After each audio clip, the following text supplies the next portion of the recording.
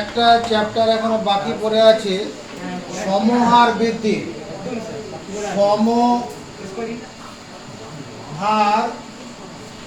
বৃদ্ধি এবং হ্রাস, এবং এবং সমহার বৃদ্ধি বা হ্রাস যে কোনো একটা ঘটনা ঘটবে। সমহার বৃদ্ধি বা হ্রাস, সমহার বৃদ্ধি বা হ্রাস ব্যাপারটা কিরকম হয়? সমান হারে বাড়ে এরকম ব্যাপার আর কি। যেমন চক্রবৃদ্ধি সুদের ক্ষেত্রে, চক্রবৃদ্ধি সুদের ক্ষেত্রে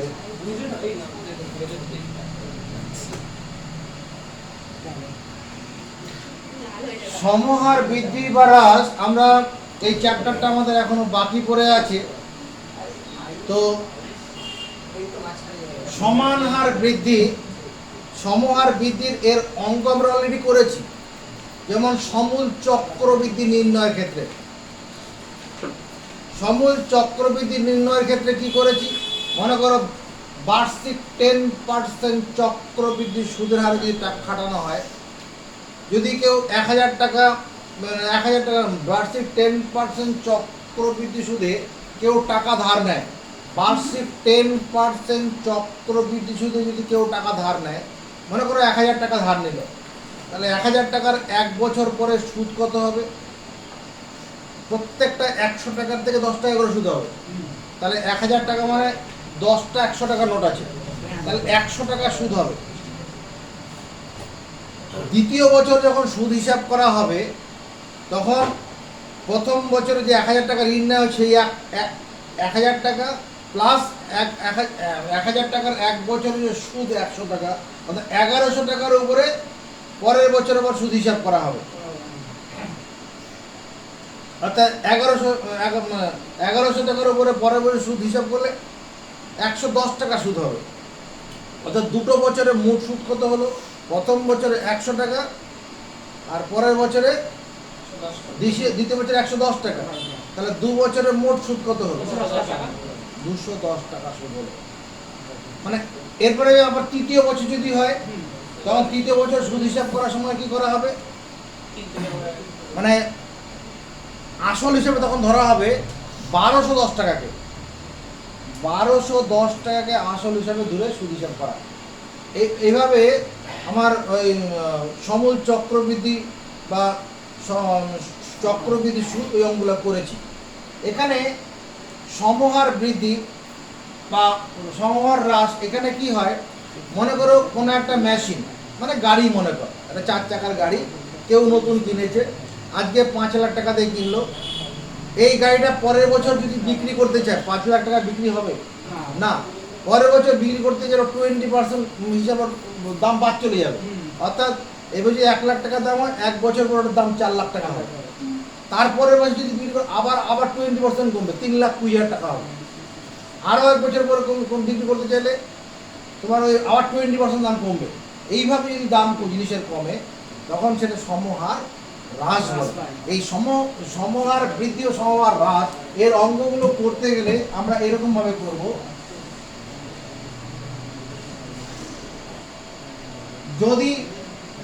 যদি একটি মেশিনের বর্তমান মূল্য পি টাকা, যদি একটি মেশিনের বর্তমান মূল্য পি টাকা, এটা যদি একটি মেশিনের বর্তমান মূল্য পি, সেই মেশিনটা গাড়ি হতে পারে, এমনি কোনো মানে যন্ত্র তৈরি করার কোন আরেকটা যন্ত্র হতে পারে।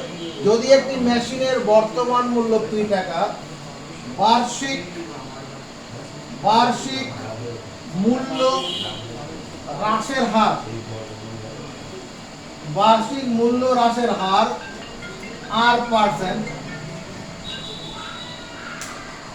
r% হয়, তবে n বছর পর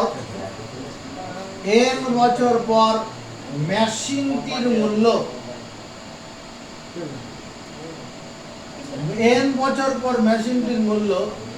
p * 1 + এখানে 1 প্লাসের জায়গায় মাইনাস হবে r/100 হোল টু দি পাওয়ার এর এত টাকা।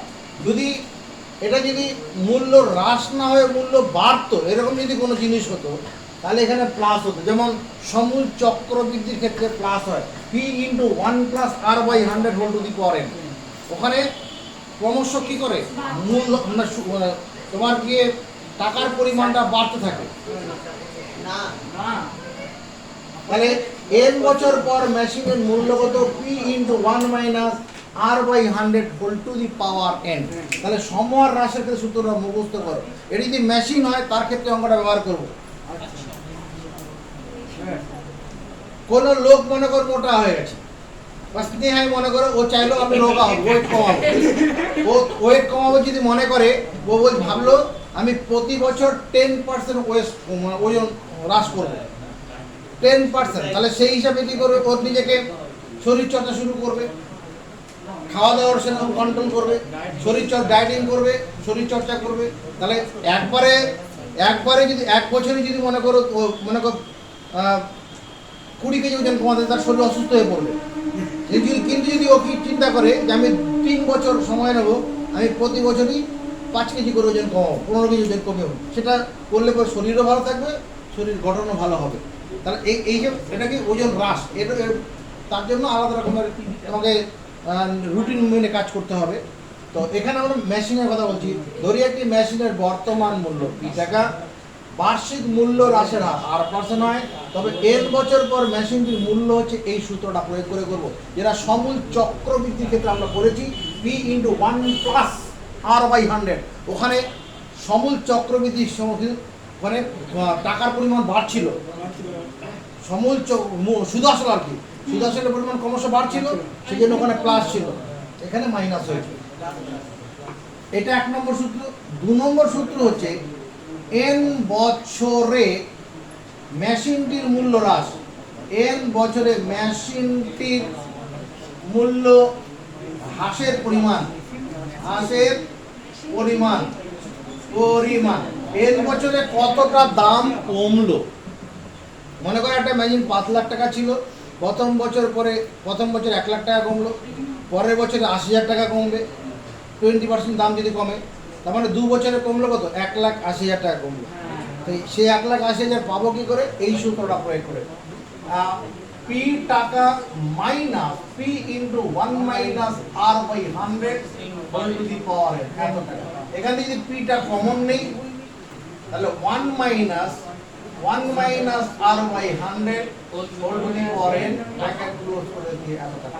তুমি মুখস্থ করার সময় এই সূত্রটা মুখস্থ করবে, p ইন্টু 1 মাইনাস প্রথম বন্ধনীর মধ্যে 1 minus r/100 whole to the power n bracket close করে দিয়ে টাকা। এটা একটা কেস হলো। যদি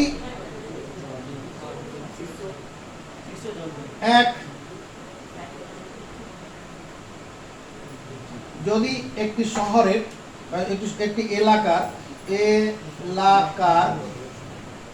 বর্তমান জনসংখ্যা p জন, একটি এলাকার বর্তমান জনসংখ্যা p জন। এখন মনে করো p জন বলতে এখানে সেটা 2 লক্ষ হতে পারে, 10,000 হতে পারে, 20,000 হতে পারে, যাই হোক, একটি এলাকার বর্তমান জনসংখ্যা p জন। বার্ষিক জনসংখ্যা বৃদ্ধির হার, জনসংখ্যা বাড়ে তো।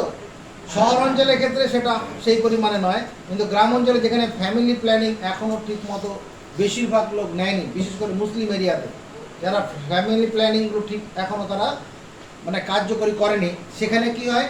জনসংখ্যা বাড়ছে, মানে বাবা মা তাদের ছেলে মেয়ে 5টা 6টা 7টা এরকম আছে, আবার একাধিক বিয়ে, সেখানেও সংখ্যাটা বাড়ছে। ওখানে কি তার জনসংখ্যা বাড়ে। এমনি শহর অঞ্চলের ক্ষেত্রে সেইভাবে ব্যাপারটা নয়। এটা আর যেখানে জনসংখ্যাটা বাড়ছে এরকম জায়গার ক্ষেত্রে বলা হচ্ছে, যদি একটি এলাকার বর্তমান জনসংখ্যা p জন, বার্ষিক জনসংখ্যা বৃদ্ধির হার R%, বার্ষিক জনসংখ্যা বৃদ্ধির হার R% হয়, তবে এর 1 নম্বর n বছর পর ওই এলাকার জনসংখ্যা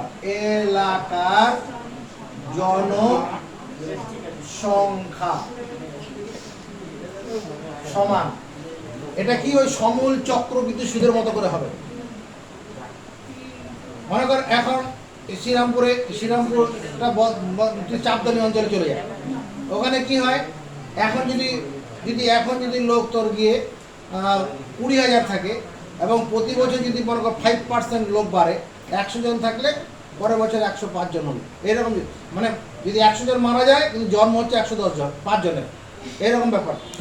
100 যদি মারা যায় থাকে এলাকা ওইখান থেকে, জন্ম হচ্ছে কত 105 জন, তাহলে কি 5 জন বাড়ছে, তাহলে n বছর পর এলাকার জনসংখ্যা কি হবে, p × 1 + r/100 whole to the power n এত জন, যেটা সমূল চক্রবৃদ্ধির ক্ষেত্রে আমরা করেছিলাম। ওখানে টাকা লিখেছিলাম, এখানে জন লিখবো। বুঝে 2 নম্বর হচ্ছে n বছরে ওই এলাকার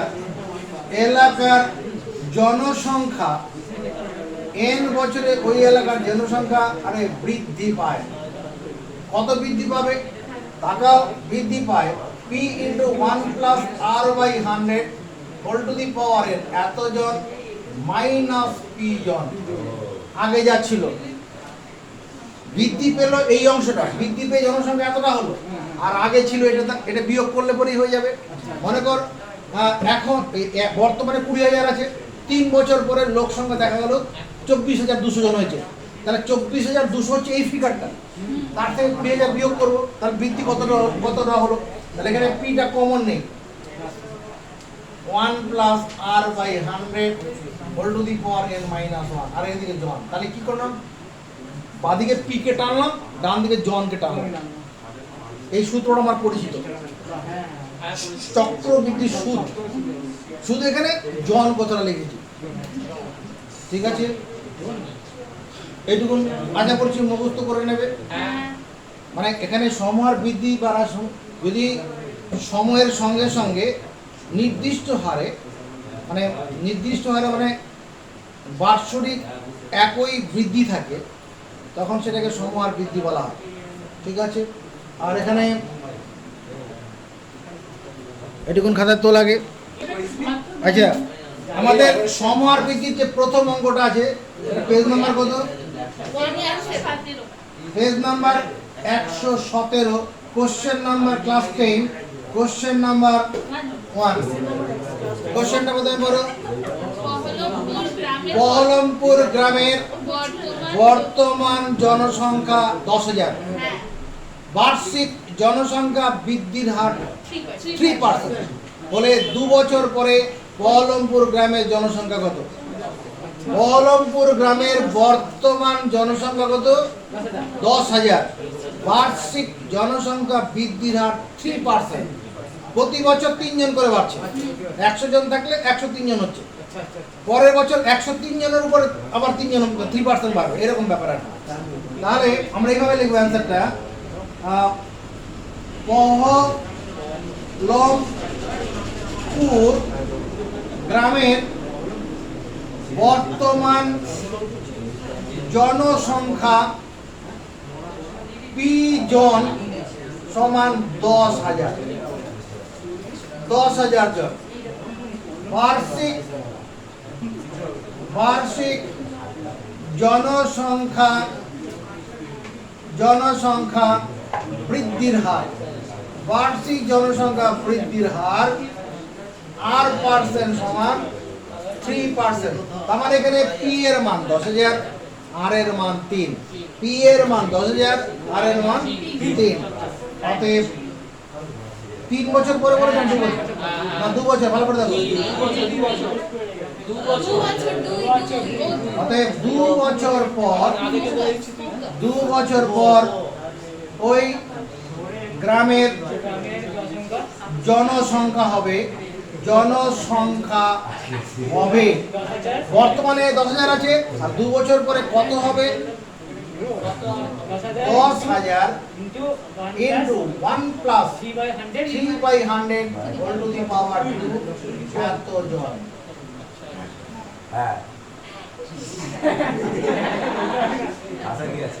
এটা ভগ্নাংশের যোগ করি। 100 প্লাস 3 হবে 103। 103 বাই 100 দুবার দেখি, দুবার লিখি, হোল স্কয়ার আছে দুবার লিখি, এত জন। 1 2 3 4 1 2 3 4 103 কে 103 দিয়ে গুণ করব। 3 3 কে 9 3 0 0 3 1 কে 3 0 0 0 1 দিয়ে গুণ 301 9 0 6 0। এটাই উত্তর। যদি বলতো 2 বছর পরে জনসংখ্যা কত বৃদ্ধি পাবে, তাহলে এই 10,609 থেকে 10,000 বিয়োগ করতে হতো, অথবা আমরা এই সূত্রটা প্রয়োগ করতাম।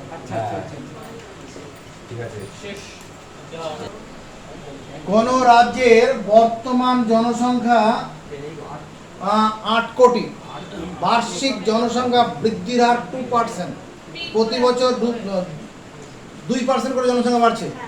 3 বছর পরে ওই রাজ্যের জনসংখ্যা কত? কি লিখবো পড়ে বলো?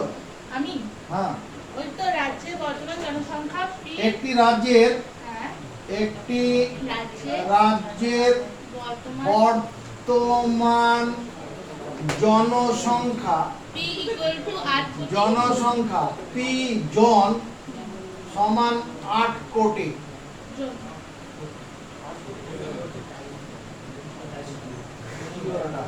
হাজার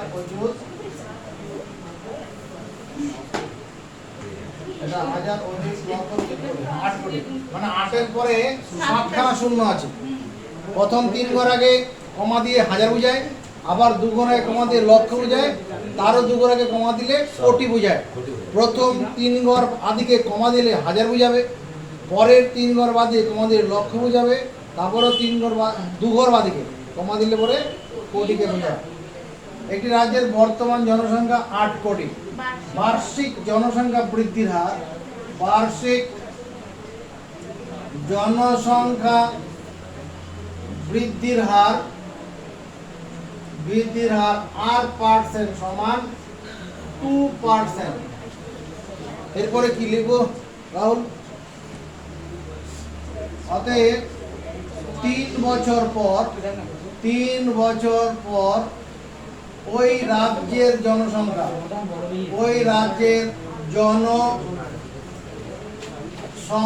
হবে কতজন হবে? কি করে করবো? সূত্রটা কি? ভাই সূত্রটা কি? 3 বছর পরে জনসংখ্যা সমূল চক্রবৃদ্ধি সুদে যে শেষ, এখানে জনসংখ্যা বৃদ্ধি পেয়েছে, সমূল চক্র পি ইন্টু প্রথম বন্ধনীর মধ্যে 1 plus R/100 whole to the power n। তাহলে এখানে পি মানে কত? পি মানে 8 কোটি, আর মানে কত? 2। আর কে বললো 2%? আর মানে 2, আর পার্সেন্ট সমান 2%, আর মানে 2, পি জন সমান 8 কোটি, মানে পি সমান 8 কোটি। এখানে জন হবে, জন।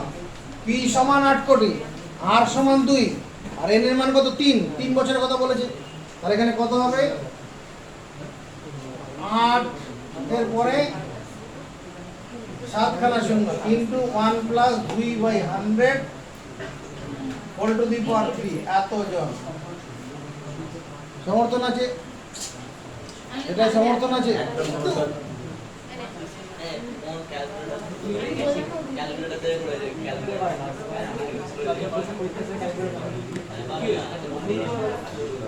একশো প্লাস 2 102, 102/100। তাহলে এরকম 102/100 3বার গুণ করতে হবে, 102/100। আর তো বোঝা কিছু নেই, এবার মাথা নিচু করে করতে হবে। উপরে নিচে কটা শূন্য 1 2 3 4 5 6 1 2 3 4 5 6 নিচে 6টা শূন্য উপরে 6টা শূন্য কেটে দিলাম তাহলে এখানে কত হচ্ছে এই 80 এর সঙ্গে 80 ইনটু 102 এটাকে একসঙ্গে রাখি আর ওদিকে 102 গুণন 102 এই দুটো গুণ এটা মুখোমুখি গুণ হয়ে যাবে 8 দুগুণ 16 8 দুগুণ 16 6 হাতে থাকলো 1 8 শূন্য 0 হাতে ছিল 1 8 কে 8 আর এই যে 80 শূন্য এখানে বসালাম এবার এই দুটো গুণ করব 102 কে 102 দিয়ে গুণ 102 কে 102 দিয়ে গুণ এমনি এটাকে একবারও গুণ করা যাবে অসুবিধা হবে না তবে এমনি করি 2 গুণ 4 0 2 1 কে 2 0 0 0 2 0 1 4 0 4 0 1 1 0 4 0 4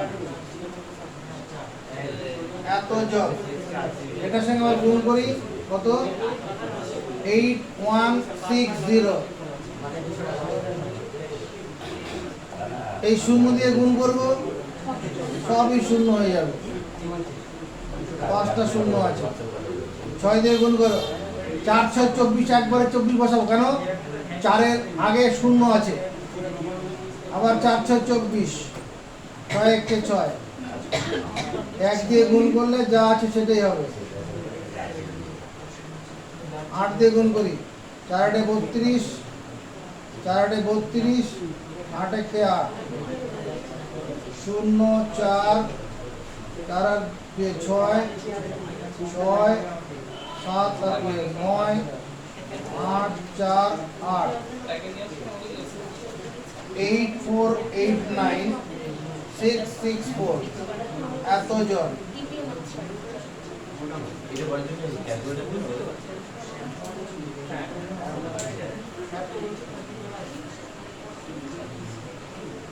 হাজার অযুত লক্ষ এটা শূন্য ছিল তো শূন্য ছিল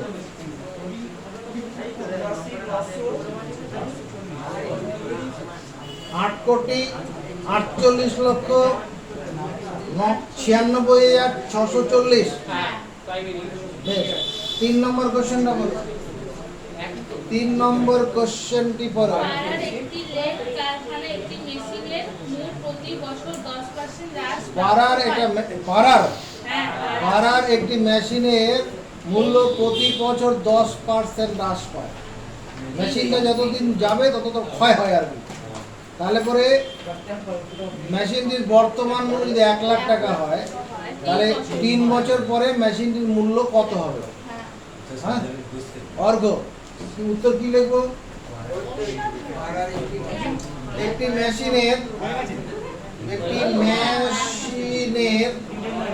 বর্তমান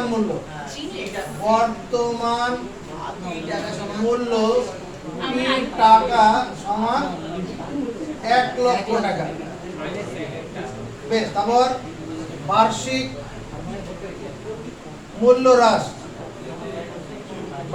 মূল্য হ্রাস আর পার্সেন্ট সমান কত 10%।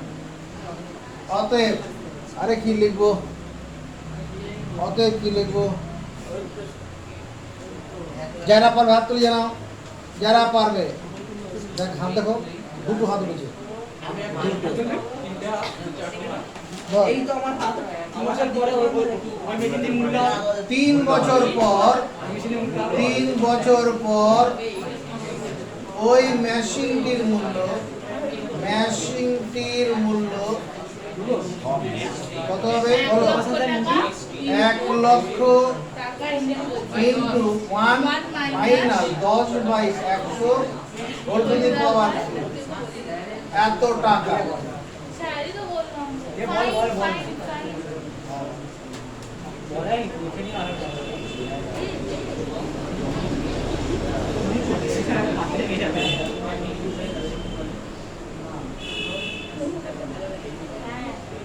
এটা ভগ্নাংশে বিয়োগ করলে কত হবে 1 মাইনাস 1/10 9/10 9/10 কবার লিখবো 3 বার